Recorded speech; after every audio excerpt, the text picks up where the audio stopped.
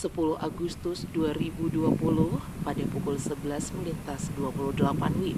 Kemunculan awan raksasa yang disertai angin kencang dan hujan di Melabuh, Aceh Barat pada Senin pagi 10 Agustus 2020 sempat membuat warga panik. Awan tersebut sekilas terlihat menyerupai gelombang tsunami yang siap menggulung apa saja yang ada di bawahnya. Kepala Badan Meteorologi, Klimatologi, dan Geofisika atau BMKG Nagan Raya, Iswah Yuwono Basuki Priambodo mengatakan, awan tersebut termasuk dalam kategori awan Arkus.